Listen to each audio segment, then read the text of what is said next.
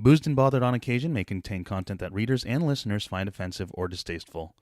The views and opinions expressed on this podcast or on the articles on the website are solely those of the individual authors, speakers, and or guests, and do not necessarily reflect the views of Boozed and Bothered as a whole or the views of any of Boozed and Bothered's affiliate or parent companies and organizations. Enjoy the show. Oh my God, can you imagine the annoyance if Barack Obama became Secretary General of the UN?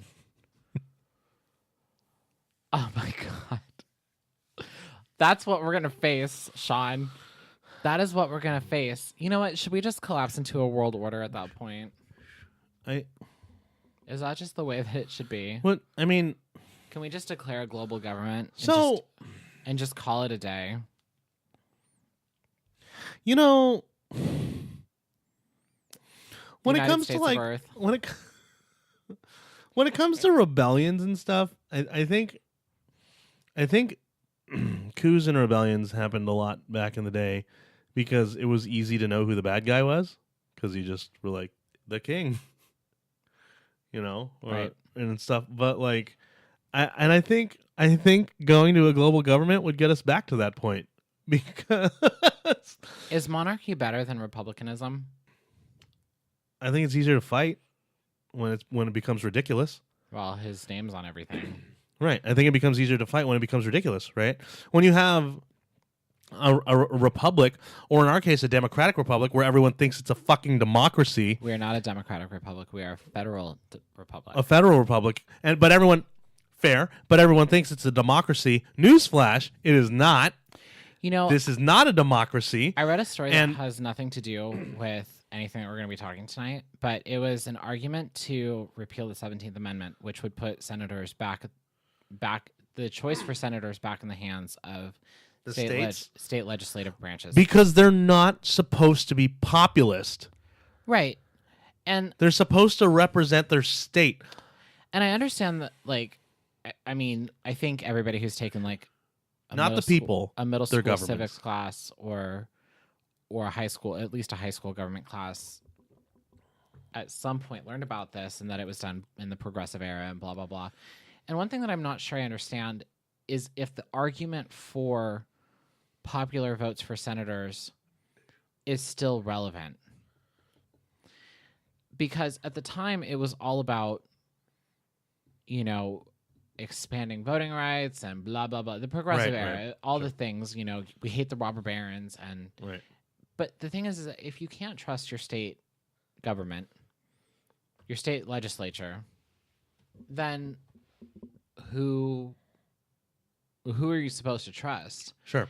And if the Senate was ultimately supposed to be the house that represented the state governments, what's the purpose of having two branches of Congress that represent the will of the people? Mm-hmm. And right. Well, I mean, one represents the state as a whole, but the fact of the matter is that California would very clearly still probably have two Democrats in the Senate. Yeah, you would probably have like one liberal progressive Democrat. Like it would be a coalition choice between the blue dog Democrats in California and the much more liberal progressives. That one senator would be a more moderate, like center left of center. Yeah, and then the other one would be a more progressive, but you would still have two Democrats from California. I don't think that doesn't surprise anybody. You know, people look at the current map and there's a lot of red in the legislatures out there. But at the same time, all of that easily is shiftable, and senators still serve for 6 years. So, you know, you have 6 years to make those decisions on who's in your state house. But I don't understand if the issues that brought about this change are still relevant. And I think it's about time that we just reverse it and allow the states to have their say. This government doesn't function the way that it was designed to function for the simple reason that you can only make so many changes to something. Right. Things like the 19th Amendment that expand the voting rights to women mm-hmm. are essential to ensuring liberty. There are reasons for this.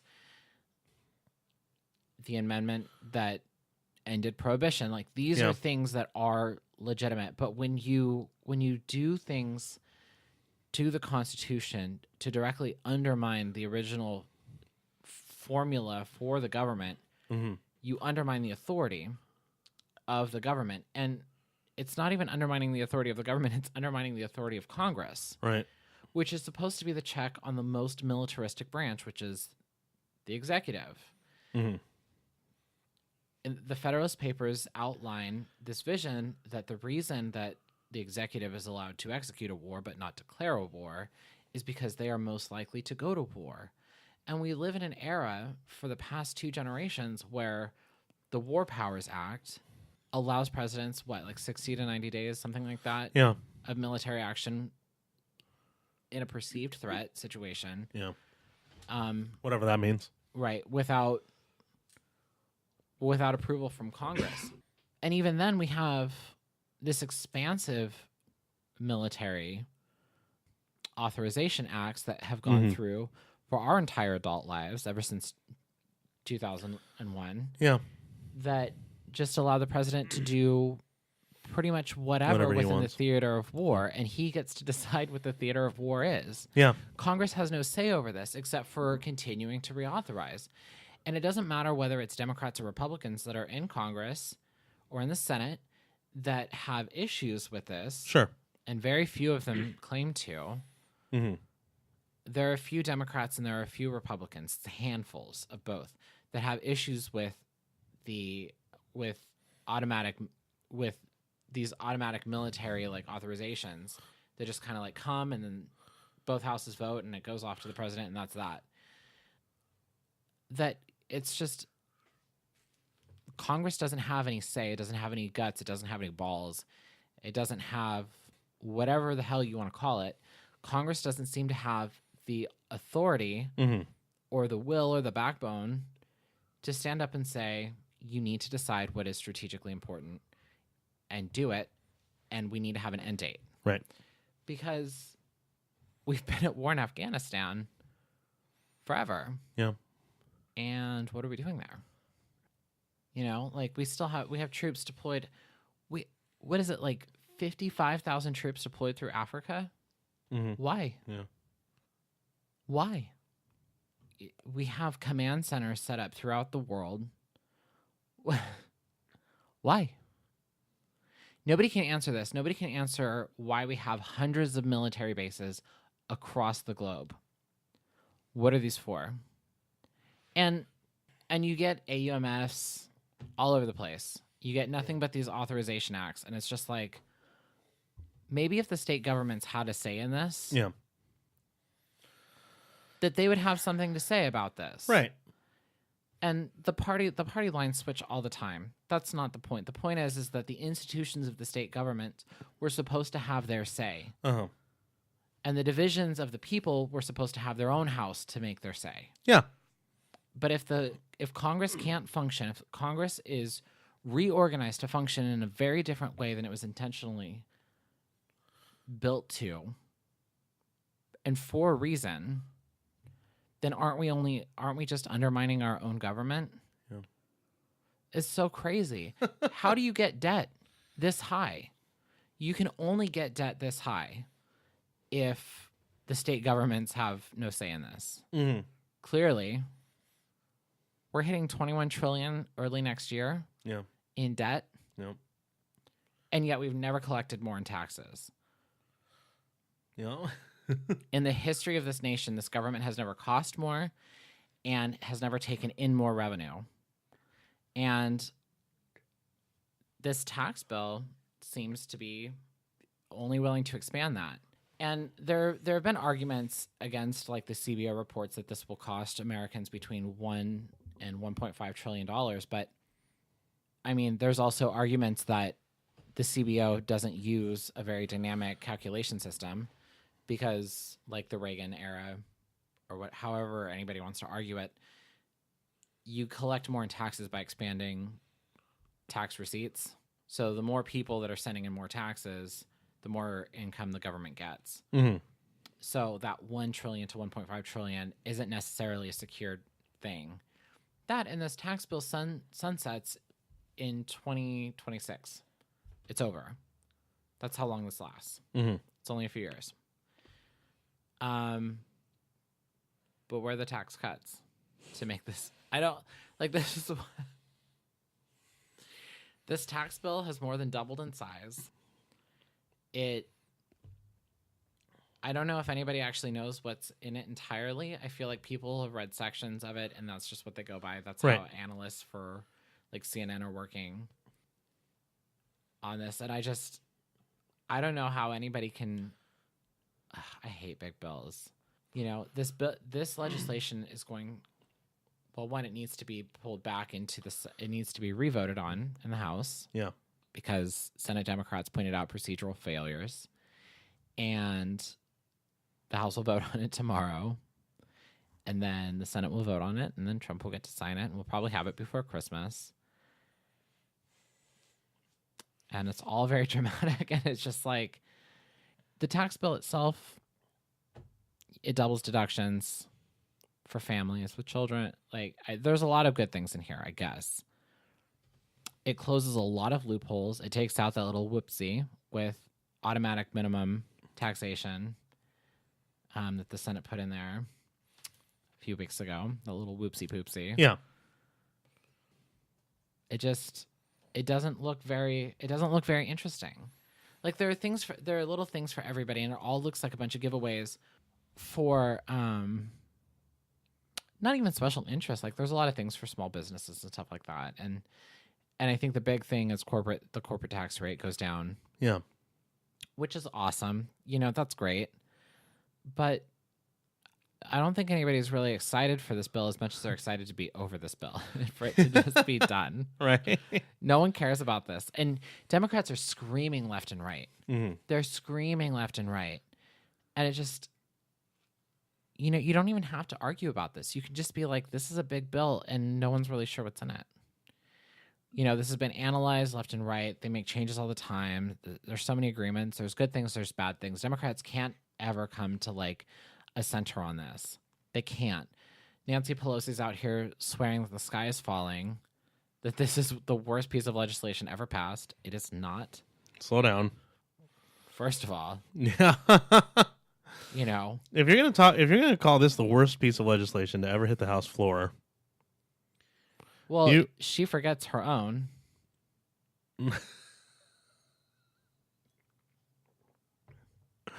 How much does the Affordable Care Act cost this country? Democrats were supposed to. I just want to remind the world that Democrats were supposed to be the tech-friendly people, and they couldn't even roll out Obamacare websites well. This is a failure of all of this is a failure of government. You know, everybody talks about all these bills. I wish they wouldn't. I wish not. I wish that they wouldn't talk about these bills. I wish they wouldn't do these bills. You know, we talked about this previously. I wish they would just do just line item things. Sometimes you're going to get consensus. Sometimes you're not. Sometimes you're going to have to fight for a simple majority. Sometimes you're going to get a lot of people. Mm-hmm. Why? Why is this a 1,024 page bill? The last time I looked at it, it's probably more now, but why is this that big? What? Last time I read this bill top to bottom, it was 475 pages. What's new? And a lot of it's just changing and editing paragraphs. You know, John McCain's not going to be there. No. He called into work sick. He is going home. He is sick. I mean, this isn't... Yeah. He has a doctor's excuse, but he is legitimately not fit to he's not fit to serve. And the question here is, should they replace him? Yes, absolutely. I mean, come on. He's going to be missing this vote. And for all intents and purposes, this is a very important vote politically speaking for the parties. This is pretty much a must-win for the Republicans, and because they have the chance to do it here, right? You know, but what? Why are you serving? Why are you serving with brain cancer? What you're going through? Listen, it's man. Glass table one. I can talk. Listen, man. What is in it? This is whiskey wine. What is in this? Listen, man. You got you did your time. You served in the military. You served in political seats. You've got brain cancer. You're going through chemotherapy right now. And the thing is that his seat is safe for Republicans. Yeah. He can resign and enjoy retirement. First of all, I think if we're putting tinfoil hats on, I feel like he's skipping this because he got so much flack for voting for this for the last time.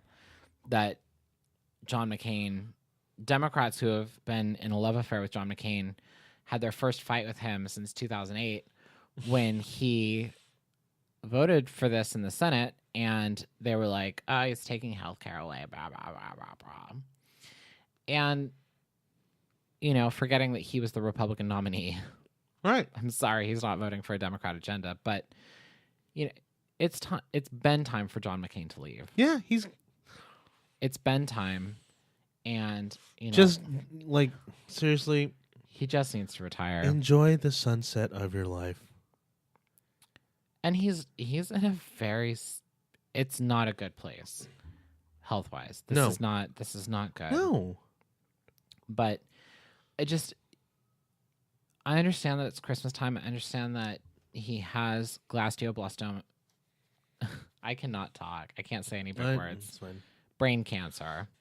And one of the most tragic forms of brain cancer. This is very ugly. This is going to take him out. Yeah. And I think we're past the point of hope unfortunately we're past the point of hope on this one for him. He's the one vote that Republicans could afford to lose. Yeah. And they've lined up everybody else. There's a little bit Rubio's of on board. There was Corker's on board. There was a little bit of drama. There was a lot of drama with Corker. Yeah. But everybody's back in line, and everybody's back on this. And he is the one vote that they could afford to lose. Mm-hmm. And he's going home. Just give a Christmas farewell and retire. Because you're now costing the party, which is not the first time he's been accused of that. No. He was accused of that through the Obama administration constantly. And, it doesn't matter if you like or don't like John McCain. The fact is that you have to ask yourself at some point, is he a functional member of the Senate? Is he fit for office? And the obvious answer is no. And he just needs to go. I mean, Thad Cochran from Mississippi also has his health issues, but he's going to be there and he's going to vote. I don't think this needs to be a drawn out situation. I think John McCain should know better. Right. And I don't know. I wish this would stop being such a big deal. One, this tax vote, it just needs to happen. At this point, it's undermining Republicans to keep this going. They need to get this done. They need to get it just done. It needs to be passed. Democrats have nothing, and I don't know what Democrats are whining about. Democrats are whining about certain issues in this bill, and I can understand that much. But Democrats sitting here fighting. The thing that I just don't understand about Democrats and Republicans is that when the other party's in power, the sky is falling. And Republicans said the exact same thing under Obamacare, and here's the truth of it. It messes a whole lot of stuff up, and it was super expensive. But we all survived, and we all did fine. Okay? The world is not falling apart. It's inconvenient. Mm-hmm. It's not the system that I think most people wanted. No one's happy, and people are a little bit uncomfortable. But the country's not ruined because Obamacare went through. Right. We survived it, and hopefully we can get rid of it. We're moving right along. But it's like liberals right now with the Nazi crap. Stop. It's a tall order. That's a tall order. It's such a crybaby thing. First of all, Republicans are doing, and this is what really pisses me off, and it's all politics. I can understand it coming from the political office holders, but it's the people, it's the voting base of the Democrats that seem to think that they can take these marching orders to run through the streets on social media and in real life, right, and declare that the sky is falling because politicians who are in power and in the majority of power are doing what they were elected to do. You know, and it's like, I'm super sorry, Chelsea Handler, but one, no one's a Nazi. Here, nobody's a Nazi. There are a few pockets of like white supremacists and Nazis in this world, but guess what?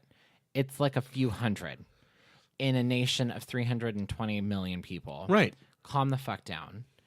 One. And two, Republicans won. They won their seats. They won the presidency. Mm-hmm. They have majority votes to sit on the Supreme Court. Sit down. She's over here on Twitter blaming Trump for the fires that are consuming SoCal. And it's like, this doesn't help you. This does not help you. Democrats are over here all excited about New Jersey, Virginia, and Alabama. Alabama, their guy barely beat out by just over 1%. A child molester. An accused child molester. That's not a significant You don't write victory. home about that. No. You do not write home about that. Virginia is historically purple, and New Jersey is as dark blue as the sky at midnight. Okay. What? These aren't victories. These aren't victories. Virginia's always a toss-up. Alabama, you know, against any other Republican, Doug Jones would have had the shit kicked out of him. Absolutely.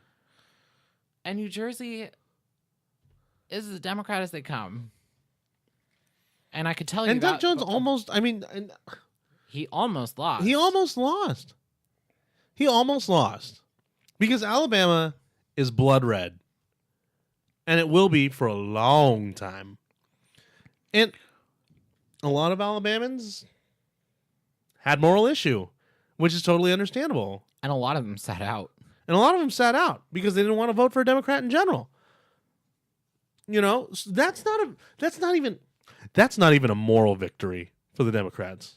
No, it's not. And he's going to keep the seat warm for the next Republican that comes along. Sorry about it. And Democrats are super, like, once this tax bill finally clears its parliamentary hurdles in Congress, it is going to go to President Trump and it is going to be signed into law. And this is the way that the taxes are going to be until 2026. Yeah. But they're screaming in the streets that this is the worst thing that anybody's ever done. And it's like, it may not be the most fiscally intelligent thing that anybody's ever done. Right.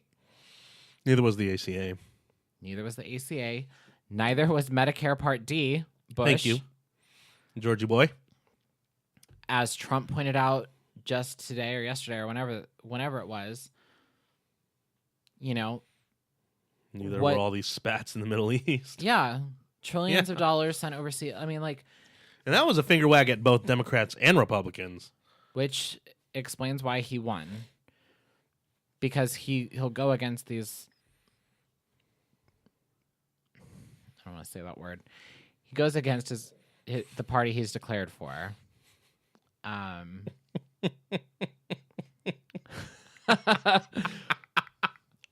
It's my favorite word, but I'm not going to use that because it's a bad one. And it's almost Christmas. Is it the Syrah? Yeah, we're getting closer. We're good. Listen, I swear to God, I took a sip of that and I swear it's whiskey. This is purple whiskey. I don't know what kind of wine I picked up today, but this is... I think we're a little late on this, so I just want to say welcome to Boozed and Bothered. Oh, yeah. Shit. We're really bad at this. Welcome to Boozed and Bothered. My name is Sean. I am your producer. I'm also known as Daddy, if you ever hear that in the podcast. He is Daddy. Everything's his. I'm Jonathan, and that was the longest rant intro that we have done yet, I think. It wasn't. I mean, we went into a headline. Okay, well, that was... Whatever. You know, this is Boozed and Bothered, and we were just really bothered. And a little bothered. This red wine that I picked up today, where's from? What's... Marietta Winery. In, okay, well, these people Marietta Cellars. North Coast. This is not a winery, okay? I swear to God, this is purple This is purple whiskey. This is 70% Syrah, 17% Petite Syrah, 10% Grenache, 3% Viognier. Oh, we learned that. We learned that today. I love production meetings. I do. I really enjoy it. This is Geyserville, California. Where is that? North Coast. He said on a laptop. This is Cristo, lot number 3 from Marietta Cellars. This is essentially just a red blend. It is a red blend, and it tastes like whiskey. Yeah. I am drunk, by the way. I am hammered. Our dad had a long history of honoring those he loves through wine. We are now able to do the same and honor him with this rich, fruit-driven blend.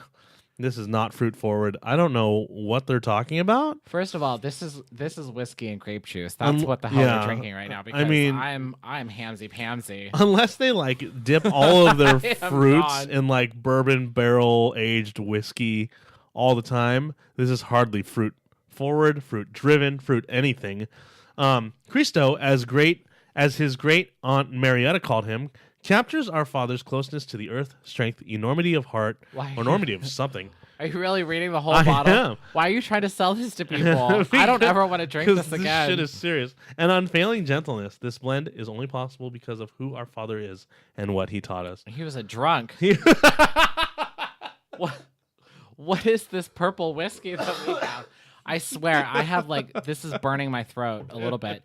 It doesn't even taste bad. Like, that's the worst part, is that it doesn't taste completely horrible. It doesn't taste bad. It doesn't. We should have drank one of mine. Well, what's the alcohol percent on yours? On that one? 18.5. That's higher? Yeah. This is a port.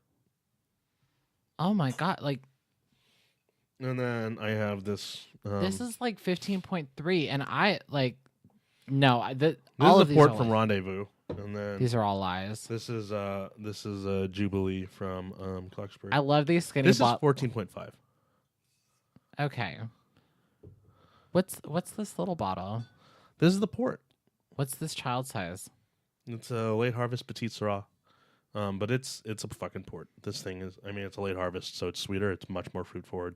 Okay. It was delicious. I was hammered. I'm drunk. I was hammered at Old Sugar Mill. That's why I can't.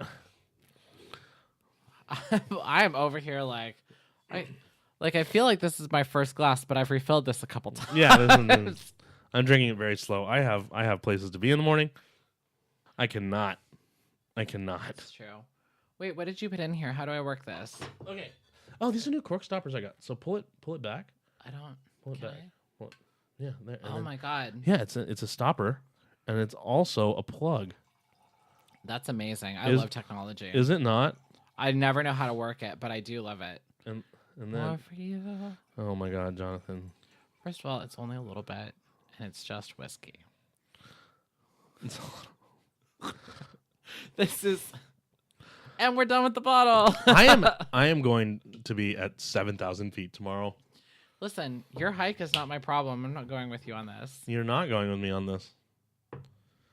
Here, cheers to this. Cheers, by the way.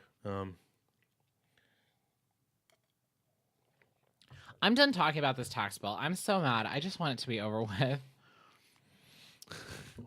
You're almost as angry about this bill as you were about The Last Jedi.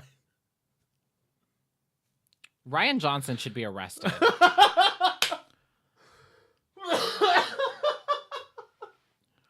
You know what? Hold on. I'm going to agree with you there. I do. It doesn't even need to be. It can be a citizen's arrest. He needs to be arrested. First of all, I didn't realize that this was going to be Guardians of the Galaxy: The Last Jedi, because that's what the hell it was. 1 and 2. Apparently, Star Wars is nihilistic and nothing matters, and perspective is everything, and legend. I don't even know. Spoiler alert. I don't even. There's not gonna be spoilers. Nothing matters. How about that? No matter what you ever loved or cared about in Star Wars, it doesn't matter, and it's all. Also, no matter what the storyline was about, for the last 6 movies, nothing matters. Swear. And if there's one lesson to take away from The Last Jedi, always fill up your gas tank before you head out on a journey. Yeah.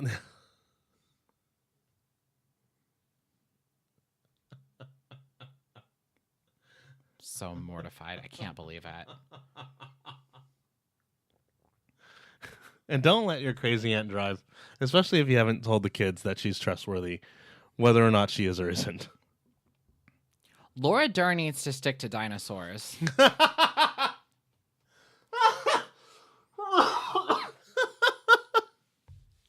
I'm so mad.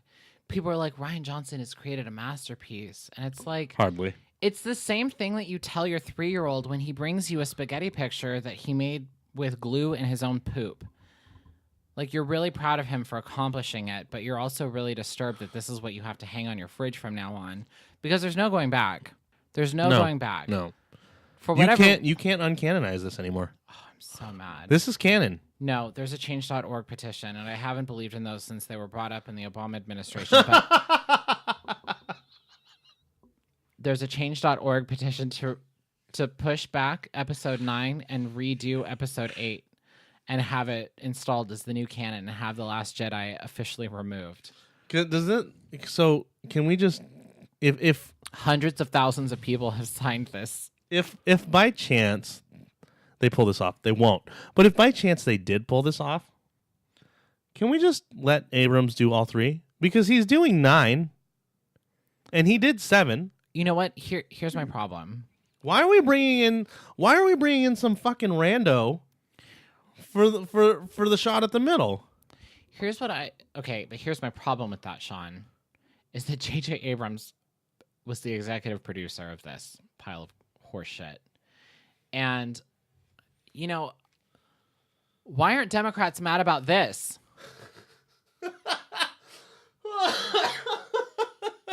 Why aren't we mad about this? This is tyranny. Can't believe it. It's really weak tyranny. I mean, I'm so mad. Trump is weaker tyranny. This is worse. This is worse than anything that's ever happened to our republic. What in the God bless it? And Rian Johnson gets his own trilogy now. And He, you know what? He can have his own trilogy. There were things that were absolutely beautiful in this movie. And visually this movie is stunning. sure. But Rian Johnson, one, should not ever write a script again. He shouldn't write a script. He's not funny. I don't ever want him to ever try to be funny again. If he ever tries to be funny, I hope that he's removed from this country permanently. He's not allowed back. He gets to go sit in France with Roman Polanski. Because this also felt like an assault. I'm upset. But then what would he do? I mean, you know, because everyone's talking about him doing rehashing Knights of the Old Republic in movie form. But that was such a dark and serious storyline. The last thing I want is for Rian Johnson to touch that. Listen. Is it just going to be 3 straight movies of the Cantina? Reno in space. Oh, fuck. Do not get me started. No. Okay, you know what? I'm done. I can't talk spoilers. I won't talk spoilers. But I will say that Rian Johnson can do whatever the hell he wants in Star Wars. He can make this trilogy as long as He stays core characters are not involved in this. And you stay the hell away from the main saga. Yeah, I don't... Forever. I don't even know why this movie was made. I honestly don't know why this movie... If this was the story, I don't know... I can't imagine... First of all, Kathleen Kennedy has been heading Lucasfilm since 2008. She is responsible... This goddess of a woman, by the way, is responsible for bringing us the Clone Wars... Mm-hmm. Rebels. Animated and Rebels. She's... Both amazing... First of all... Say what you want about cartoons. I don't give a shit. At least watch Clone Wars, because that was magic. It's gorgeous story. It's great. Yeah, it's a little... I mean, okay, so the first, the first season is a little crazy. Is kind of campy and child, but, you hit episode, 12 in season 2? And shit gets real. You know what? There's actually an online... list of watching the Clone Wars in chronological order to help understand it better. And it's the full series broken down and watch these two.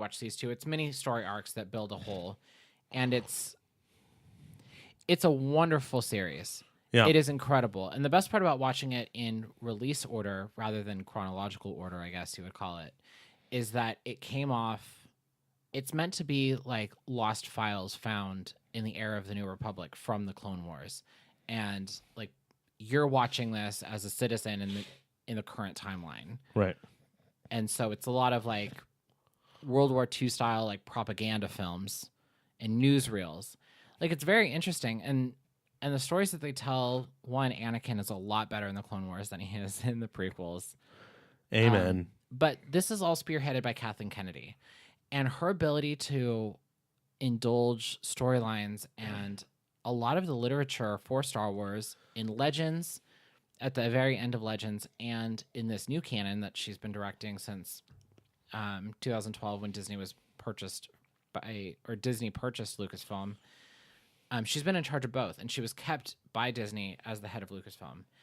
And she's made so many great calls. Like, all of these calls are on her. And they're incredible storylines. This is really disappointing. And, of course, you're going to have one, and there are people who love this, and I don't understand it, because I don't know if they really do. I don't know if they're, and here's why. And here's why I don't believe it. Because everyone hailed the Phantom Menace for about 3 years before they were finally like, Wait a minute, that actually sucked a lot. And see, the Phantom, like, I can't watch the Phantom Menace. I can't, for the exact same reason that I probably will never rewatch this. I will skip the first, 2 hours of this movie whenever I rewatch it, because the ending was phenomenal. But you're going to rewatch it. I am. I love Star Wars. There's no denying that. But there is... This is the most useless movie in the history of Star Wars. The best thing about Phantom Menace is that in the greater scheme of things, it created so much of a basis for the story. Yeah. And for the full arc of Anakin Skywalker. And for the unfolding of the politics and everything. And I know that people complain that George Lucas went into politics too much in the prequels. The exact opposite is true of the sequel trilogy so far, because there is no politics.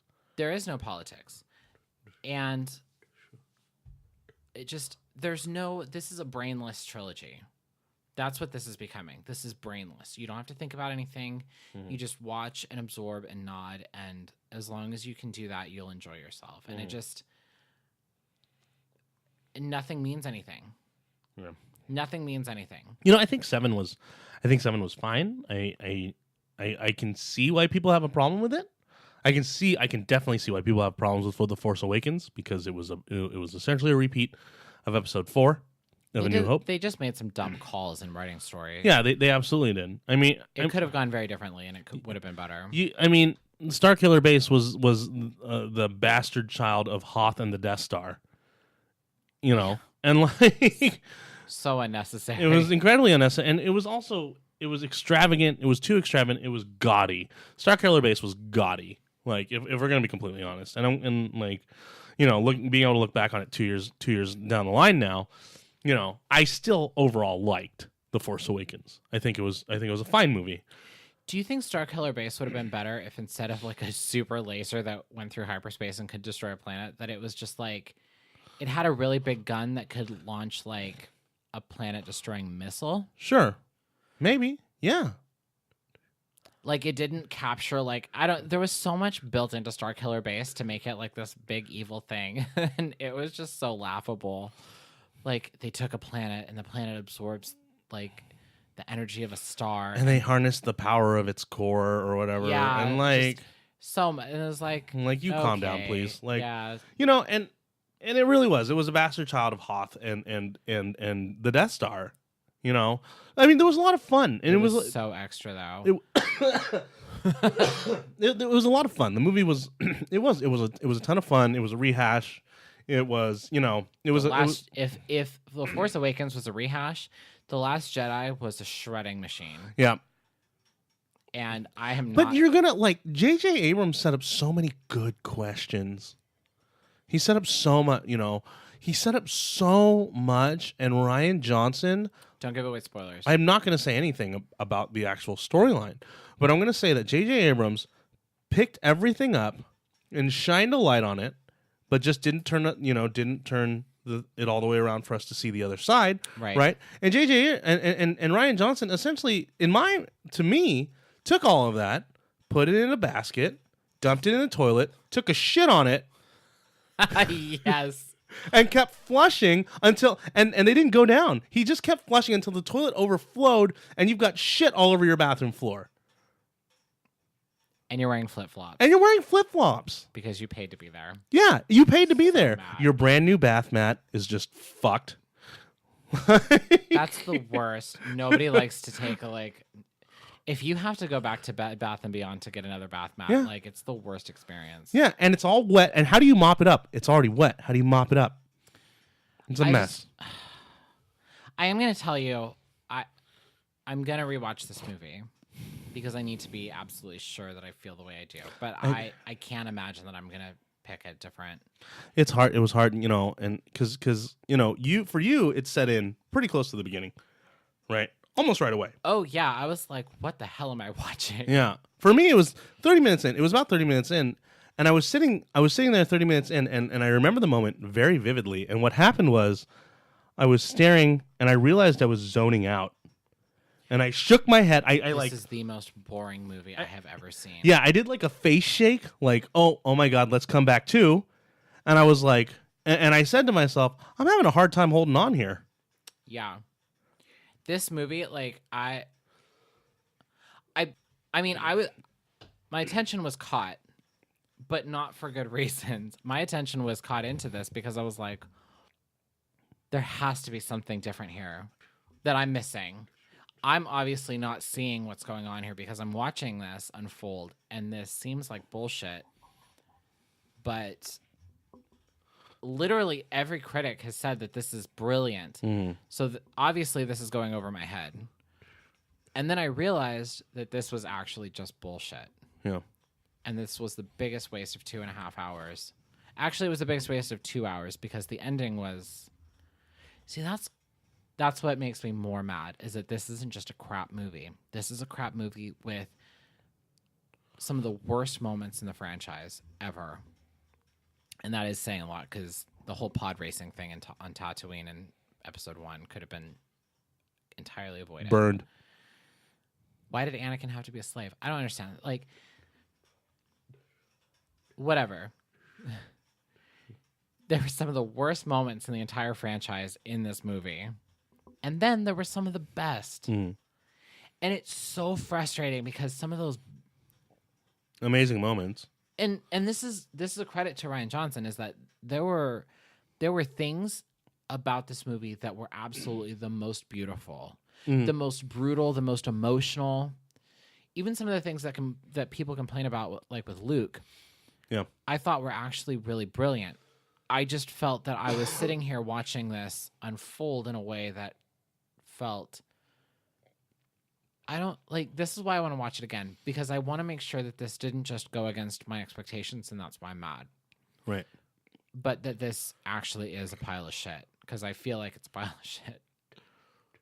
I mean, Force Awakens took me a good minute, and this is why I saw Force Awakens twice. Because I went into Force Awakens loving the Legends canon with all of its issues and its craziness. I liked the Legends canon, and I liked where I got with the Legends canon. And going into Force Awakens, which threw all that away and started anew, this is a different way of telling that story. And eventually, I was like, okay, I get it. Yeah. I still feel like it's not as good as some of the things in the EU. Not all the things, but some of the things. But this movie just... For the first half hour, I was like, what the hell is going on here? Mm-hmm. This has to be the worst thing I've ever seen, and I don't know why. Nothing's funny. I'll tell you that. Nothing's funny. It's not a spoiler, but nothing's funny in this movie, and they try really hard to be hilarious, and it does not work out. Some useless subplots.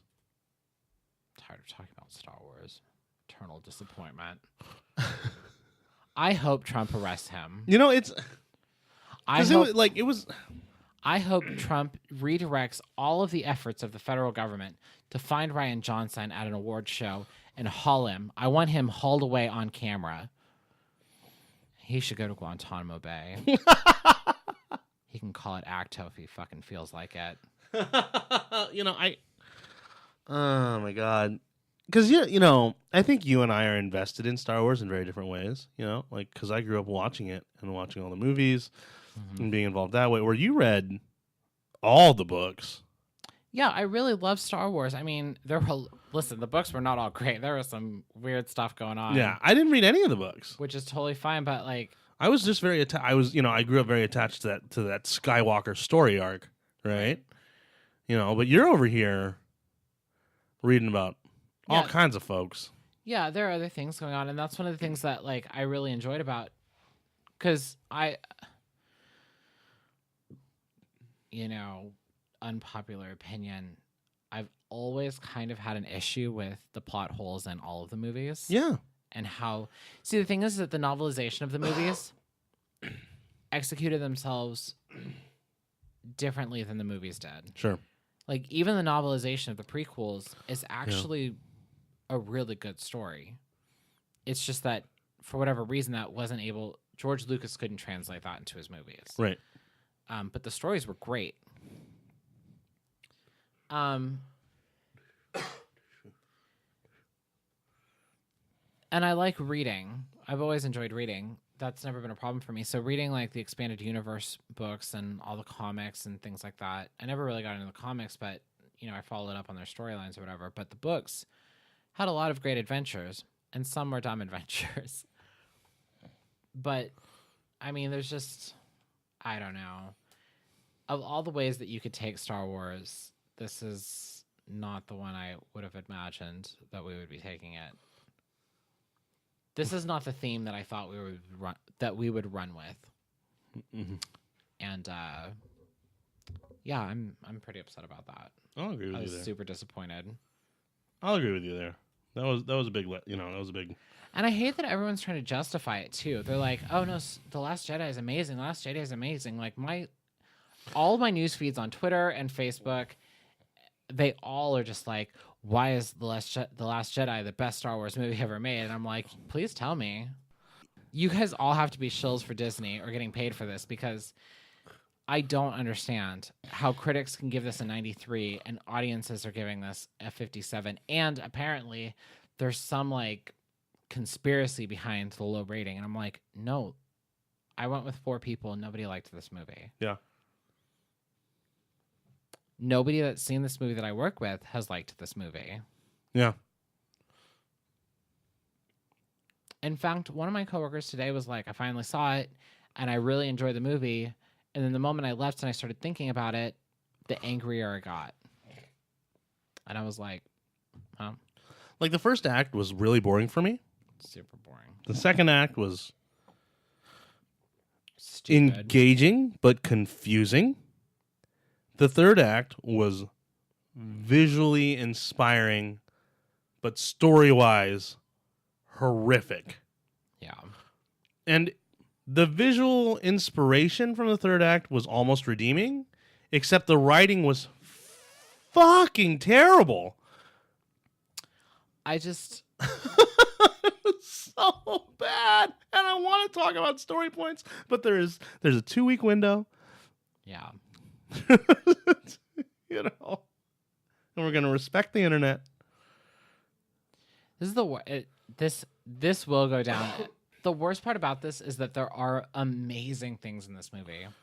There are absolutely stunning shots. There's incredible moments. What is it that article from the Federalist? That headline. It was The Last Jedi is a bad movie wrapped in a good movie. Yeah. Nailed it. Yeah. Nailed it. And it's the thing is that one of the things that I loved about Kathleen Kennedy is that her leading Lucasfilm, and she hasn't stepped wrong until now, has literally been, we're here to tell stories first. And she has ensured that the stories take precedence, that there is depth to them. And she's done this while Lucasfilm stood on its own and after it was acquired by Disney. And I'm starting to feel like some of the things that Disney wants out of Lucasfilm are redirecting this, because even the books that have been produced under Lucasfilm's banner while under Disney have been lamer than even the lamest books that came out of I think it was Bantam or whatever, Random House, or whoever was producing Star Wars books prior. I know Dark Horse handled their comics, but whatever publishing company was working with Lucasfilm to put books out in the old Legends canon, there's some hokey stuff in there. But some of the books that are coming out to fill in the gap between episode 6 and 7, so that we know where we're at in this timeline, are incredibly stupid. Like Bloodlines. I read Bloodlines, which was supposed to be focused on Princess Leia. It's the stupidest story I ever heard in my life. And I'm glad I didn't pay for it. I'm glad I used a credit from Audible for that. And I think I bought the book for download to read, but that was like the worst story. They slaughtered her character. Sure. I don't even want to talk about Star Wars anymore. I'm so mad. All right. Well, yeah, I think that's the deepest we can get without spoiling anything. God. So bad. Federal agents need to be called. Rian Johnson is a traitor.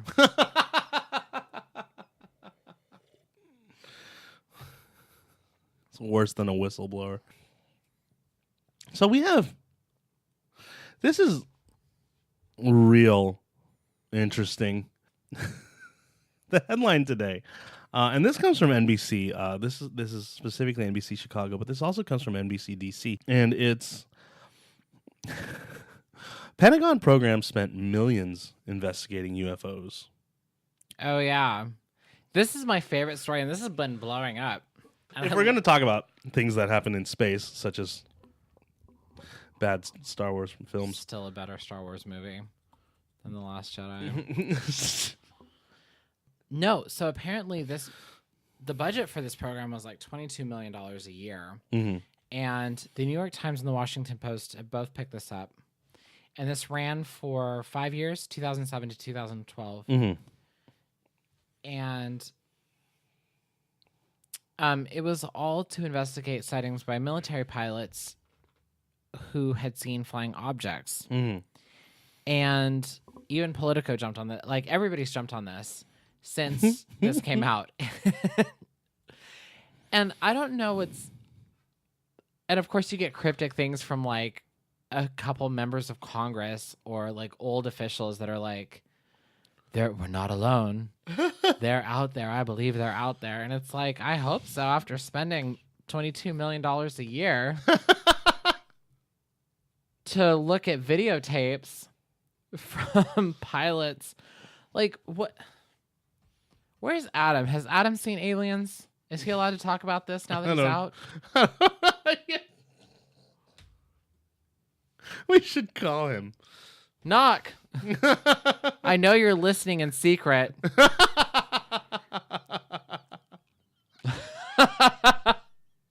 Johnny, you are so drunk. Well, I've been first of all, I've had like 3 glasses of this purple whiskey. Okay, but if Adam can talk about this at any point in time, I'd love to hear about it. Yeah, I know. Is this a thing? Did you see Aliens? Do they look like the Moncala? Wow. I wonder if they do. Like, here's the thing is that on this video, you can't really make out what it looks like. It's like a little blob. Aren't they always? Well, and Aren't the they pilots are cussing, so this could be Adams. Pilots are swearing. They're saying naughty words. But I thought that was just a military thing. I don't know.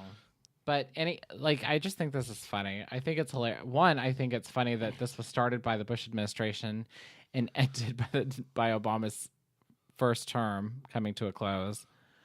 And I just don't why did they not find what they were looking for? Is there inconclusive evidence? Democratic Senator Harry Reid, former senator from Nevada. We all remember Harry Reid, crazy person. On Twitter Saturday, Reid linked to the Times story writing, "The truth is out there, seriously." And the worst thing about this is that I don't think I trust Harry Reid's opinion on UFOs. But at the same time, he represents Nevada. Listen, that's a weird one talking about the weird ones. Okay, I don't I've never been able to trust Harry's word on anything. But Area 51 is right outside of his family home. And I want to know what he's seen. I just think this is ridiculous. And I want to know. I'm curious. I've watched a couple episodes of Stargate this week too. So if that's a thing, I'd like to know. I'd like to know if all of these sci-fi shows and movies have been prepping us. Mm-hmm. These are the questions that I have. Adam, tell me. This is a lot of money. Is it though, considering all the other projects that $22 million in annual funding? This is $22 million a year. Is that how many people were working on this? That's what I want to know. Yeah.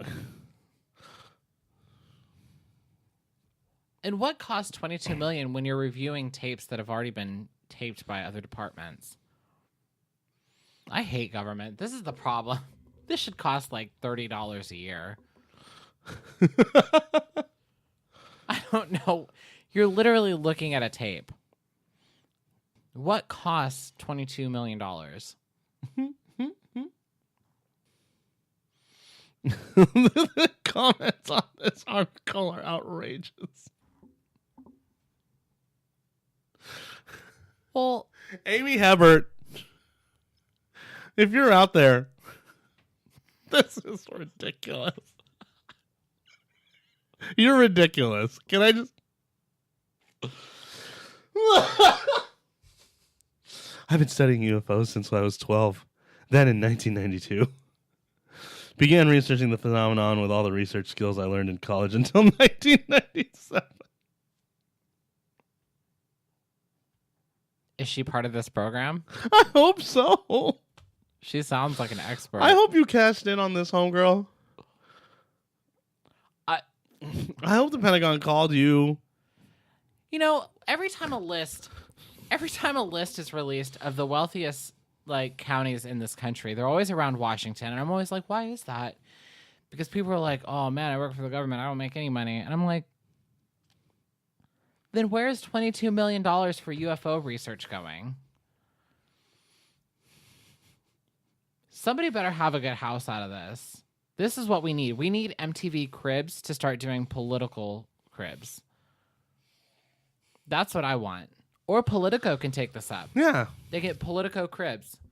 That's what I want. Maybe we could do it on C-SPAN. No, you can't ruin C-SPAN. It has to stay as boring as ever. Okay. It's my favorite thing. Oh, man. Another report by Good Morning America here. Navy pilot recalls encounter with UFO. Yeah, I think it was not from this world. Oh, really? Retired Commander David Fravor spent 18 years as a Navy pilot, but nothing prepared him for what he witnessed during a routine training mission on November 14th, 2004. I can tell you, I think it was not from this world, Fravor told ABC News. Isn't this a super old person? I'm not crazy. I haven't been... Jesus. Haven't been drinking. Okay. It's always what the crazy person says first. I'm not crazy. That's like saying, but with all due respect, okay, it was after 18 years of flying. I have seen pretty much about everything that I can see in that realm, and this was nothing close. Okay, there's a picture of two guys here, and only one name is listed. Which one is David Fravor? One of those is the alien. Oh, man. Neither one of them is attractive, so that's a nameless alien. loss for America, to be honest. I love comments. You know what? This is... Why are there 6,000, almost 7,000 comments on here? Americans First writes, they keep coming and checking to see if we humans have evolved, but continue to be disappointed and leave. Says Americans First. Several years back, a group of UFOs appeared over Mexico City. People were watching them and traffic stopped also. They were there long enough for a TV station to be informed, take their equipment outside and set up and tape it. Later, some jets arrived and the UFOs left. Several months later, a bit of this news trickled to the American news. Well, I hope so. The border's not secure. What is wrong with you? You know what? I don't like anything anymore. Not everything sucks. These people are stupid. I can't believe that this is the world we live in. We live in a world where a GOP Congress can't even pass a GOP written bill. Mm-hmm. As convoluted as it is, where the Obama administration ran and ended an alien detection program, and they can't even tell. Why couldn't Obama even run on this in 2012? First of all,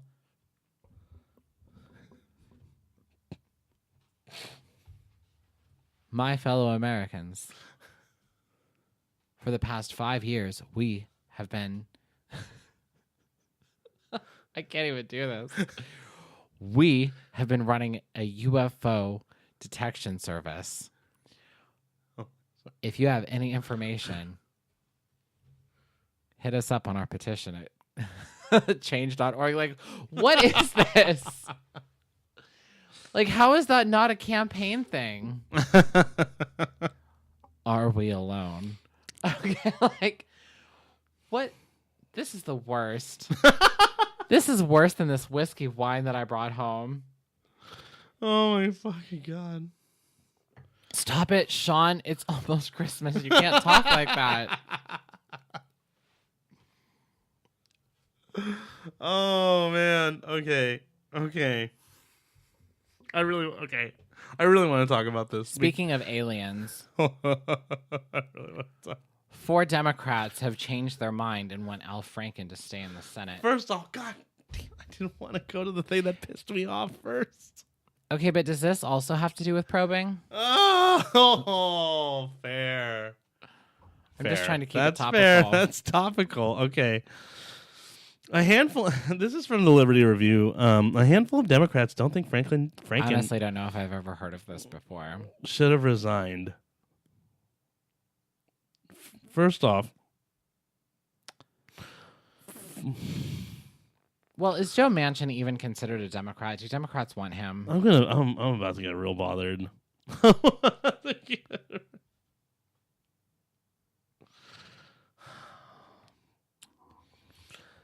At least 4 Democratic senators say Minnesota Senator Al Franken should reverse his decision to resign his seat in light of sexual harassment allegations.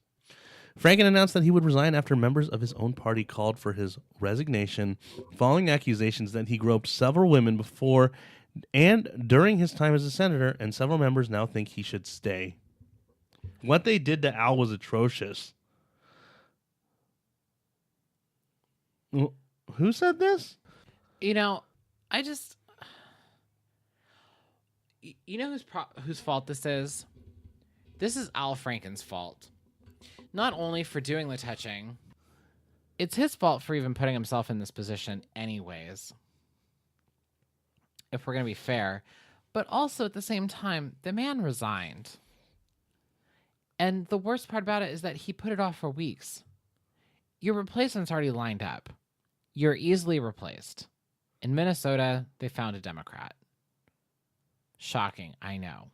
But they found one, and she's already lined up to take your spot.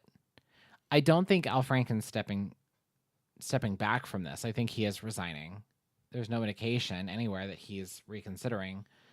But this goes back to like what we were talking about earlier. Democrats swear that they have the upper hand going into 2018. They swear up and down that this is a blue wave. And it's like, first of all, you should recognize that water's not blue. Right. That'll help. Agreed. The waves aren't blue. It's a reflection of the sky. So you shouldn't misread signs. Okay? And beyond that, you're messing up.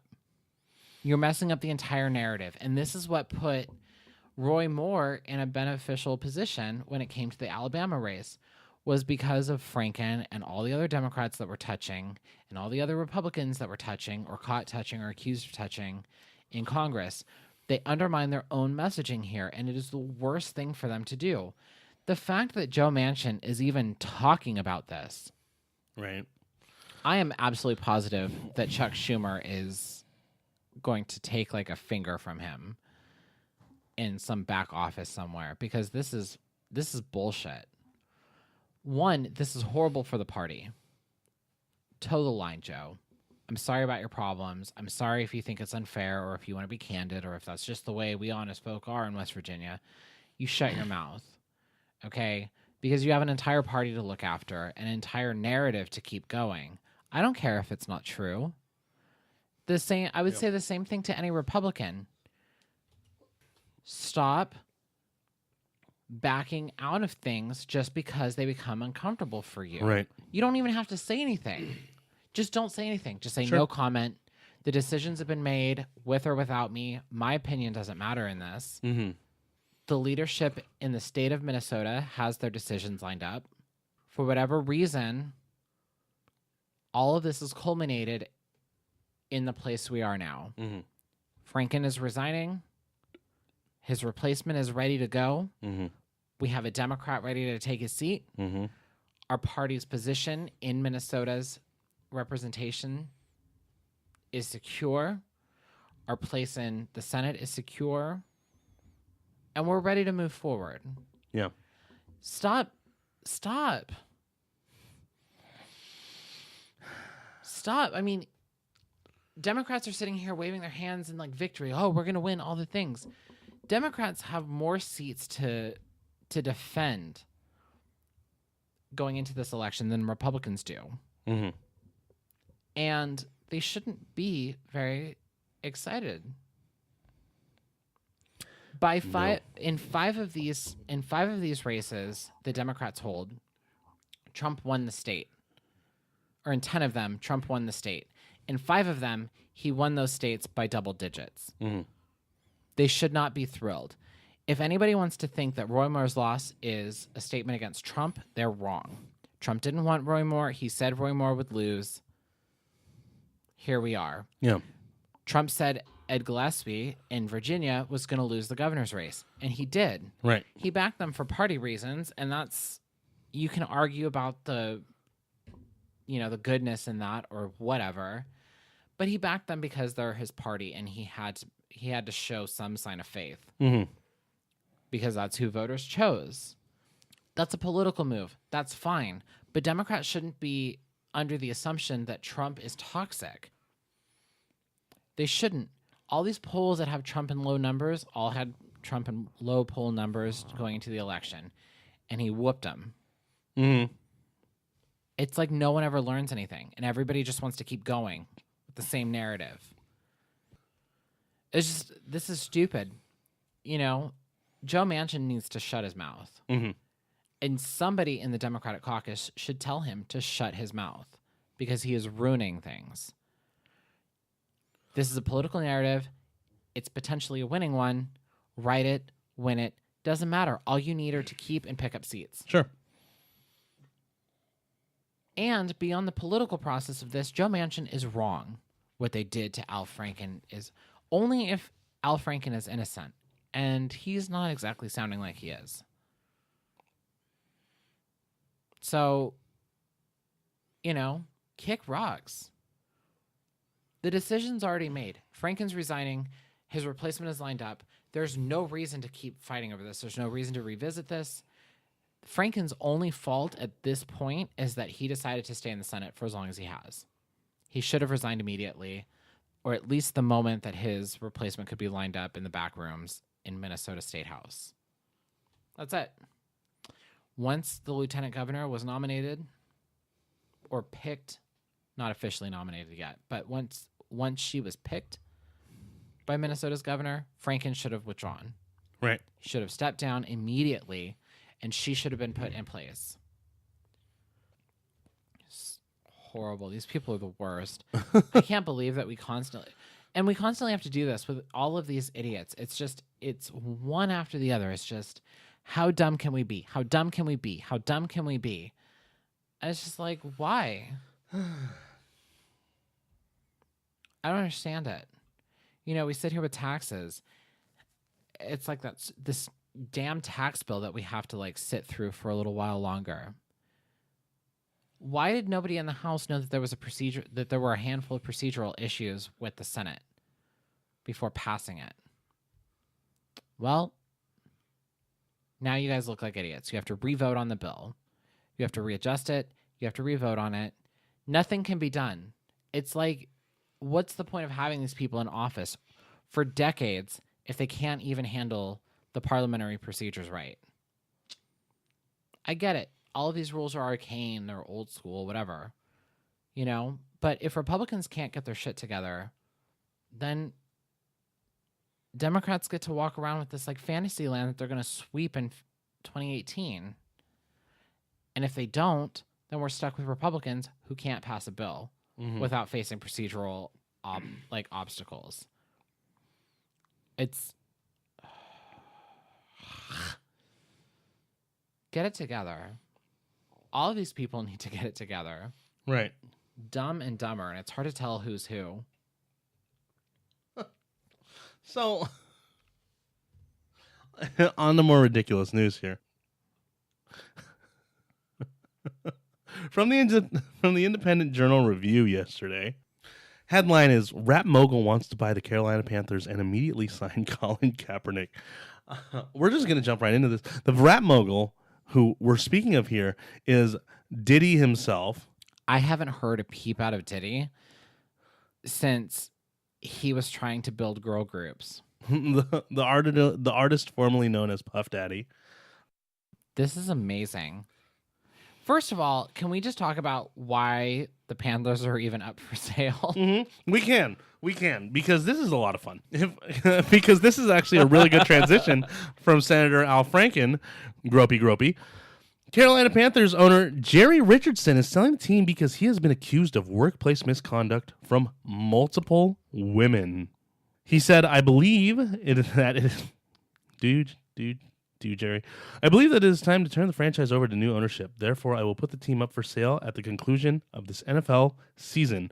Richardson wrote in a letter, we will not begin the sale process, nor will we entertain any inquiries until the very last game is played. I just want to note the top comment on this article from Yahoo. Laughed so hard while reading this article, coffee came out of my nose. From Traveling Cat. Nice contribution, Traveling Cat. So, what is happening? Reading through this article is a lot of fun because of the fact that, there's a couple Diddy quotes here, and is Cam Newton getting fired too? I don't know. Because he's their quarterback. Because from someone who doesn't know, from an outsider who may not know who's trying to buy the Carolina Panthers via a Twitter rally here, Diddy sounds a lot like... There's a picture. Has he always had this jersey?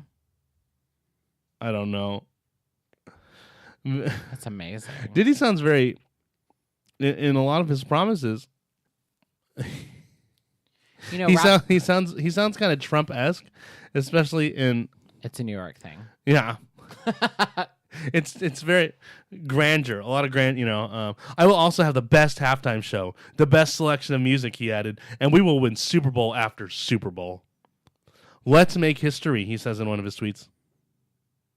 Should Donald change his name to D Trumpy? Is that on the table? I don't... Or should P. Diddy change his name P-Drumpf? to Donald Drumpf? I don't know what's going on here. First of all, you have to give it up for Sean Combs. Oh. His government name. The name It's he filed. his Christian name. First of all, this has nothing to do with God. This has to do with the fact that he files taxes under this name. You have to give it up to him because he went from singing about the club and the streets to trying to buy the Panthers. But here's the thing. First of all, if it's a social justice crusade and you want to sign Kaepernick to a deal, that's fine. Mm-hmm. But he's a terrible quarterback. I know. He represented my team and failed a lot. Do you know how many incomplete passes he has? And it wasn't because he was trying to throw to somebody. It was because he was trying to hand the ball to a fan on the opposite side of the stadium every single time. You know, regardless of his crusade, Cap is not a good quarterback. And he's horrible at doing anything except for grabbing the ball and running. Diddy says, I will immediately address the Colin Kaepernick situation and put him in the running for next year's starting quarterback, Diddy said in a video on Instagram. It's just competition, baby. It's just competition. Well, if it's just competition, then he should also realize why Kaepernick doesn't have a job. Yeah, and he should also put someone else in the running because I guarantee you they'll do a better job. You know what? This is what pisses me off about Colin Kaepernick. God bless it. People are like, he was ostracized because of his politics. And he was ostracized because he stood up for social injustices. No, he wasn't. Okay? There were a lot of people who were mad about that, and that's fine. But he originally got flack for being bad at doing his job, which was bringing home wins. He's not a good quarterback. He should not be playing in the NFL. It's fine if he wants to stand as a cultural icon and a social justice icon. He can do that on his own. But he used a platform, the NFL, to do this. And in doing so, has undermined not only his own credibility, but has completely wiped away the slides of his extraordinary failures in his position. He also did this without bringing home the W's. Yeah. I would just like... Listen, you can be a crusader for social justice without winning games, but you don't get to sit there and ask for a job playing football when you don't do your job and then get mad about it. First of all, he cost the 49ers quite a bit of money. Let's talk about that. Second of all, he made himself toxic to other franchises. And thirdly, he has a written record. It is a record on multiple pieces of paper and on digital form for those on their laptops and cell phones, where you can look at his passing passer rating. It's horrible. It's a horrible. I don't. You know, this is a lot like the Last Jedi. I don't know why anyone is sitting here trying to act Why do you have to bring that up? The 49ers are my team. Star Wars is my franchise, and everything sucks. I understand there's a lot of pain right now. You know, First of all, we have Jimmy Garoppolo, and that's great. he's new daddy. Yeah, and you guys are doing much better. Okay, so listen. Okay, I had 3 straight wins. I had a really terrible Sunday because of a really weird rule around touchdowns, but that's fine. Yeah, you were screaming on all social media platforms. I was very angry about it. I checked into everything. I was like, Instagram, Sean's yelling. Twitter, oh, there's Sean yelling. Jesse James had control of the ball. His knee was down on the 1-yard line. How is that an incomplete? He even fell and stood up with the ball. Complete control the entire time. I don't understand how that's an incomplete pass. Wow, there is whiskey in this wine. That is a shit rule. It's garbage. Mm-hmm. It's absolute trash. And I'm actually wondering. I'm wondering how how many people are laughing. I definitely know Ravens fans are laughing. But like, there's a lot of people that hate Pittsburgh. Ravens don't have fans. There's a lot of people that hate Pittsburgh, but Those are I'm just wondering people who if switch between Atlanta and Baltimore depending on the weather and the police climate. I am wondering how many people actually hate Pittsburgh more than New England. I don't think people hate Pittsburgh anymore. I think people definitely hate New England. People hate Pittsburgh. Well, we're in California. It's like a closed capsule here. But it's.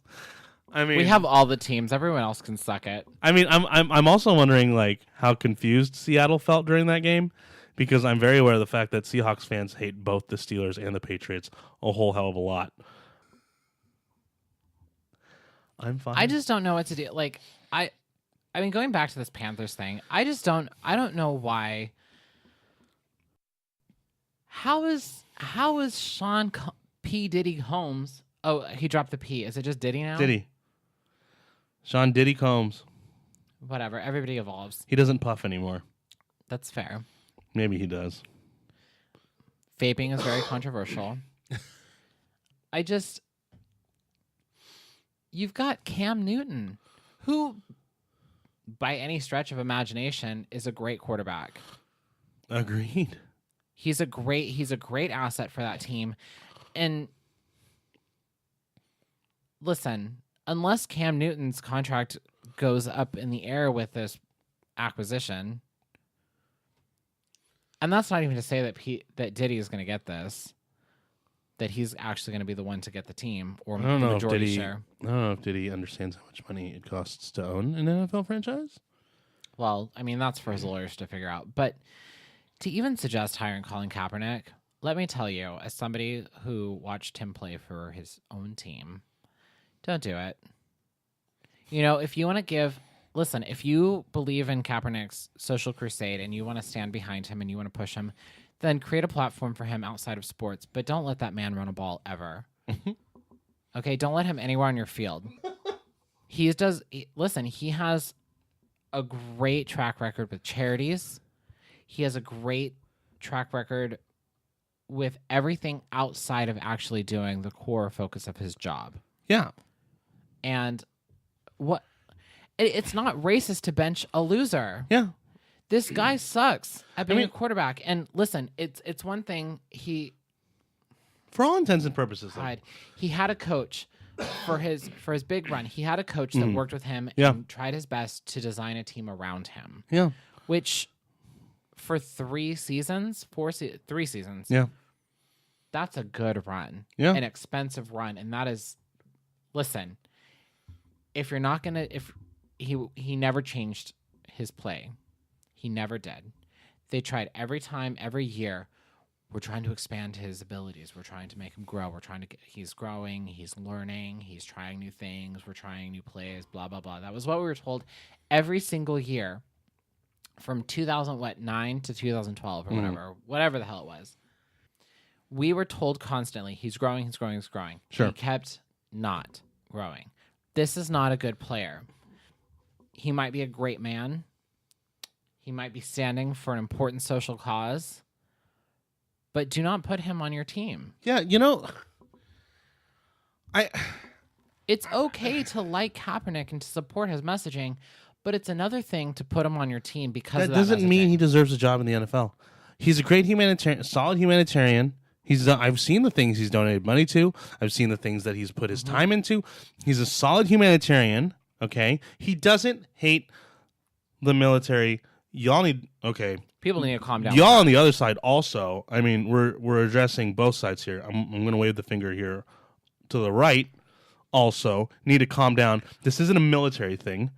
Well, I will say part of the problem is that not with Kaepernick at all, but there was a lot of bad behavior from 49ers players. Sure, absolutely. While prior to Kaepernick taking a stance on Black Lives Matter, there was a solid string of arrests and bad boy behavior that really turned off a lot of the classic fans Sure. of the 49ers. Absolutely. Absolutely. And they were being a lot of troublemakers at the time. They absolutely were. As my mother put it, they were acting like Raiders players. But Oh, ouch. And she was not happy about it. Classic. Classic barrier rivalry. Is there one? Whatever. Y'all sure act like it. This was not geared in any way toward the military. No, and he made that clear. People decided not to listen. Yes. He made that clear. No, which is why I don't have a problem with Kaepernick on that front, and everyone needs to calm down. Right. This has nothing to do with the men and the women in the armed forces at all. And he's a solid, and whatever you feel about Black Lives Matter, I don't care. Solid humanitarian, totally great. Yeah, outside of Black Lives Matter, he has done quite a bit. Absolute garbage quarterback. Yeah, he's not good. He's trash. The yards, the it's like that show on ESPN. The numbers never lie. Why do people? Was that First ESPN? of all, why do people not remember just the absolute devastation that he brought to the first Super Bowl that he played in? Yeah. That was the worst game of football anybody has witnessed in like 2 generations. That was horrible. It was bad. And then Beyonce did like the halftime show, and the power went out afterwards, and people were like, "Oh, what's going on?" And then suddenly we had like a few minutes of good playing, and then it was all garbage again. And it's just, people just forget that. And it's like, I don't forget. 49ers fans do not forget that. And we don't. There's a reason nobody was interested in having him on this team anymore. And then he turned the entire NFL. I want everybody to realize this. That he never clarified himself. Right. There are 2 sides to this. There's a side that you presented, which is absolutely true. And then there's the other side where he never clarified himself and he never actually fought for anything publicly. And people will fight that left and right and whatever, but he never clarified himself. And this has devastated the NFL. This has absolutely wrecked them. It's been a problem. It's been a problem. That's an understatement. Yeah. This is So. I mean, who takes responsibility for this? Yeah. He led this and then took no moments to clarify anything or to try to formulate a stance. He just let it sit. And it went on for a real long time. And we're talking about the NFL. We're talking about a league who's already been facing a lot of bad publicity. These are people that can survive the bad publicity of somebody beating the shit out of their wife in an elevator on camera. But we're also talking about the league itself, right? Speaking of Ravens, reinstating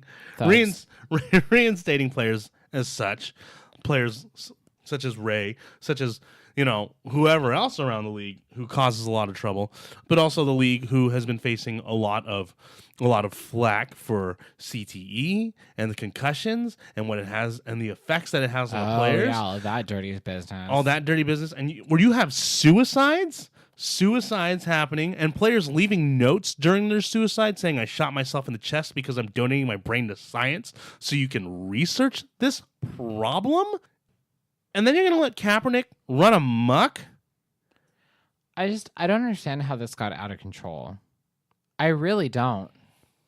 I don't know how a starting quarterback is benched and replaced and then benched. Or the 2 happen simultaneously. I don't know. Sure. Whatever. Fired. Demoted. Whatever. And I don't understand how we got to this point where the league had nothing to say about this. And they were all so scared. They were all like, "Oh no, we can't hurt this Black Lives Matter movement. We can't go against it. We don't want to hurt anybody's feelings." And it's like, you don't have to. You can actually support the Black Lives Matter movement if that's what you so choose to do. Sure. But you can also do this in a way that's not alienating. Sure. Because now you're screwed. And part of me feels like this is just a massive conspiracy to get MLS soccer big in America because no one's watching football anymore. I mean, if we get a major league team for Republic, I'm totally fine. Yeah. But this is so out of control. And then to have the touchies in Washington undermine the ownership of the Carolina Panthers team to the point where we're even talking about Diddy trying to buy the Carolina Panthers and put Kaepernick on the team roster. I mean, my God. This is craziness. It's insane. It's so bad. This is not true life. Which, by the way, was a gay. It was a gay, but it was also a great program on MTV. I just don't understand why we always have to why everything has to be horrible and no one can explain themselves. Like, the worst part about this is that you could it's like going back to the Last Jedi. Yeah. Everything could be resolved if people would just talk about things. Yeah. If people understood how bad Kaepernick was, which is really weird because all of these people watched Kaepernick play against their team, and they all had their jokes at the time. Yeah. Wow, but now they all forgotten. Yeah. It's like if. Oh man, that's why I told you. That's why I was bringing up The Last Jedi, because it's. I'm so mad. Short memories. Everything makes me mad. This Short week. memories. I'm so upset. First of all, idols have fallen the week before Christmas. This is not the way life is supposed to go. I'm so upset. Oh my God. One. All right. We have gone way over today, so we're gonna wrap it up. Yeah, this is gonna take some editing. Actually, not as much as you think, but Wow. y'all get a long one. I want to thank everyone today for listening to Booze and Bothered. I also want to say Merry Christmas, Happy New Year, Happy Hanukkah. I think Hanukkah. Did Hanukkah come to an end today? I think, yeah. Happy Today Hanukkah. was the last day? Sure. Happy Kwanzaa. Whatever you celebrate. Happy. Merry. Yeah, we'll see you in the Fine. middle of Kwanzaa next week. Yeah, we'll see you in the It'll middle be of on, Kwanzaa day next 2. week. Just right off of, coming right off of Christmas. I want to thank everyone for listening this week. Find us on boozedandbothered.com, facebook.com/boozedandbothered, Twitter @boozedbothered. We're on iTunes and Google Play. And Google. I've had a lot to drink today. Well, I've had this whiskey wine over here, so I'm a little like, I'm forgetting. you must have this written down somewhere on your laptop because I can't remember any of those websites. We are on iTunes and Google Play. I'm not entirely sure how Spotify works when it comes to podcasting. I think they're still trying to figure it out after a few things I've read. So don't expect us on there anytime soon. But that's fine. Wow, that's rude. I'm just saying. I am hammered. What is in this? I don't know. Thank you, everyone, for listening to Booze and Bothered. I am Sean, a.k.a. Daddy, a.k.a. your producer. I'm Jonathan. I'm one of the host guys, and I am absolutely trashed. Happy holidays. Drink a lot for us. Enjoy your families, or don't. We know how that goes. Yeah, whatever. But always make sure to find your way to the alcohol. Oh my God, Sean is coming home in a couple days. She is coming home in a couple days. First, you guys won't hear from Shauna this week, but we love Shauna. She is one of the greatest people on this earth, and we want to give her a shout out. She is going to be. She's coming home with her boyfriend. She's a friend of the show. Yeah, you come home with your boo. She's coming home with her boyfriend. We get to meet him. I'm excited. Be ready. Hi, Ian. All I'm gonna be so mad. I'm cutting it. Everyone have a wonderful holiday. Merry Christmas.